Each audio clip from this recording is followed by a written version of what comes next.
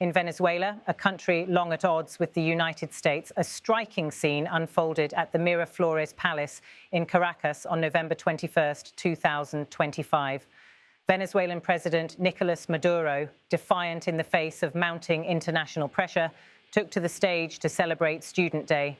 Amidst escalating tensions, including the U.S. deployment of warships to the Caribbean, Maduro danced with his wife, Cilia Flores, sending a bold message.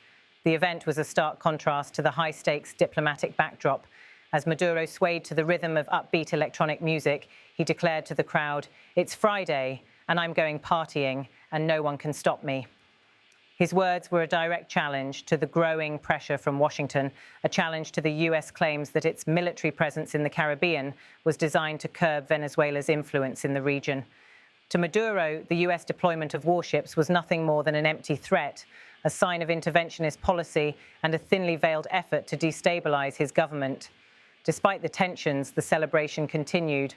On stage with the First Lady, Maduro danced alongside young Venezuelans who were present for the meeting, raising their hands in solidarity. The energy of the crowd mirrored his own sense of defiance. The students who had gathered to mark the day were not just there to cheer their president. They were sending a message. Venezuelan President Nicolás Maduro continued to move energetically to the beat of the music as images of his spirited performance were beamed to the public. Amidst the backdrop of foreign interventionist rhetoric, he remained firm, asserting his country's sovereignty. His government, he declared, would not bow to threats. The U.S. military's maneuvers in the region, he argued, were not about peace or security. They were about asserting dominance. But while Maduro's defiance may have been his most visible stance, it wasn't the only message delivered that day. As the festivities continued, it became clear that Venezuela's youth were also standing their ground. Among them, Isabel Cupare, a law student at the event, rejected the narrative of Venezuela as a dictatorship.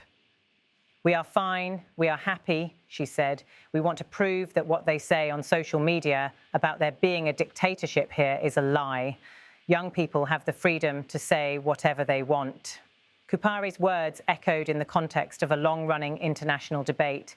In the United States and elsewhere, critics of Maduro's government have long painted his regime as authoritarian.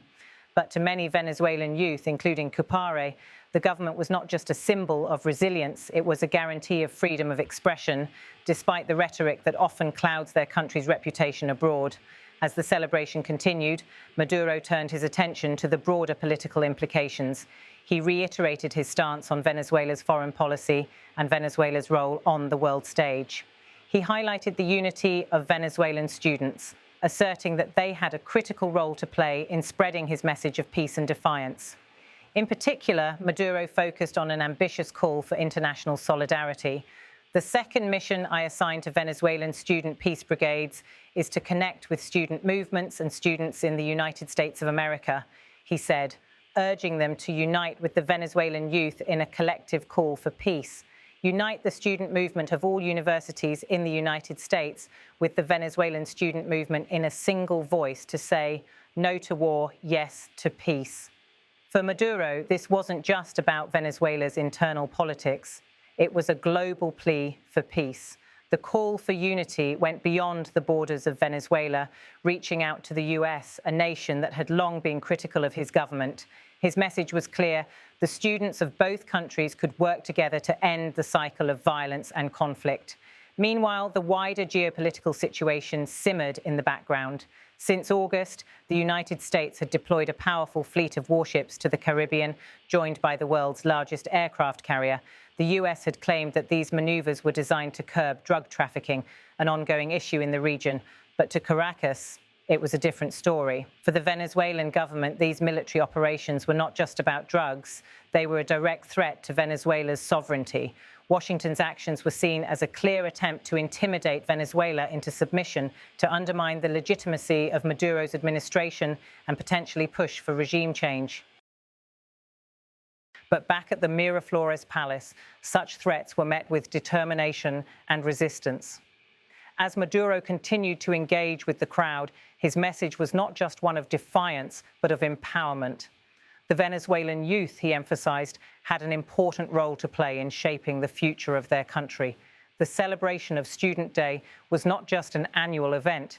It was a reminder of the country's resilience, its commitment to its own path, despite the overwhelming pressure from outside forces. The energy of the day was palpable, with students, young and old, joining together in spirited dances, waving the Venezuelan flag high and celebrating their culture in the face of adversity. As the music swelled, so did the pride of a nation under siege, yet unwilling to surrender.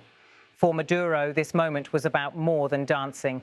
It was about showing the world that Venezuela would not be cowed by foreign intervention. As the event neared its end, the mood remained upbeat, but the messages remained stark. Maduro's call for peace and sovereignty resonated deeply with the crowd, but it was also a reminder of the fragility of peace when weighed against the forces of international politics. For many, the ongoing tensions with the US and the larger Western powers could only lead to one conclusion. Venezuela's future, it seemed, would be determined not just by its people, but by the geopolitical forces pushing in from the outside. In this context, the students' voices took on added significance. Young people, after all, are often the vanguard of change. And here in Venezuela, they were making their voices heard. Isabel Cupare's sentiment that Venezuela's youth were free to speak their minds, despite what was being said about them abroad, was a powerful declaration. It was a moment that reflected a broader sense of agency, a young generation unwilling to accept the narratives imposed upon them by foreign powers.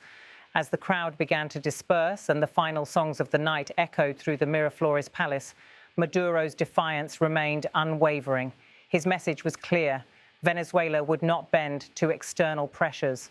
Whether it was the US warships in the Caribbean or the growing international calls for regime change, Maduro's government would continue to stand firm. The music had stopped, but the political beat went on, a reminder that, in the face of adversity, Venezuela's spirit remained strong. Despite the external threats, the day's celebration symbolized something greater, a country, its leadership and its people, united in their commitment to peace, sovereignty and the power of their voice.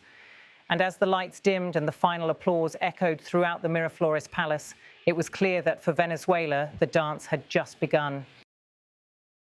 The second mission I assigned to Venezuelan student peace brigades is to connect with student movements and students in the United States of America and tell them, stop the war, no to war, Venezuela wants peace. Unite the student movement of all universities in the United States with the Venezuelan student movement in a single voice to say, war no, no war, yes peace. Venezuela quiere paz, unir el movimiento estudiantil de todas las universidades de Estados Unidos con el movimiento estudiantil venezolano en una sola voz para decir war, no, yes peace. Decirle al pueblo de Estados Unidos. Is it Friday?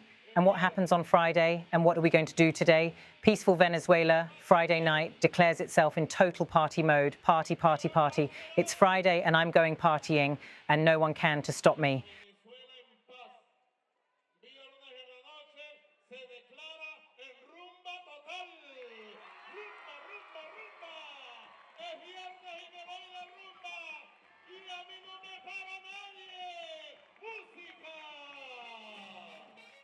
We want to prove that what they say on social media about there being a dictatorship here is a lie, that we are fine, that we are happy, and that young people have the freedom to say whatever they want.